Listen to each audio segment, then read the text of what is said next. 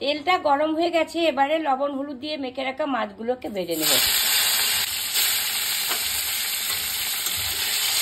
হয়ে গেছে, এবারে এর মধ্যে দিয়ে দিচ্ছি তেজপাতা, কালো জিরে। এবারে কেটে রাখা আলুগুলোকে দিয়ে দিচ্ছি। দিয়ে দিচ্ছি লবণ আর হলুদ। এবারে লবণ হলুদ দিয়ে ভালো করে আলুটাকে ভেজে নেব।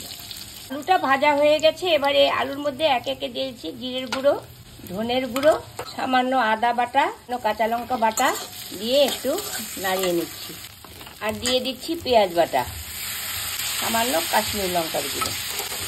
এবারে এগুলোকে ভালো করে কষিয়ে নেব। কিছুক্ষণ কষানোর পর এর মধ্যে দিয়ে দেব টমেটো।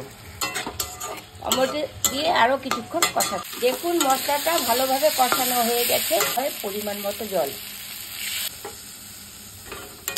আর দিয়ে দিতে হবে গোটা কাঁচা লঙ্কা। ঝোলটা ফুটে উঠেছে, এবারে কিছুক্ষণের জন্য আঁচ কমিয়ে এটাকে ঢাকা চাপা দিতে হবে।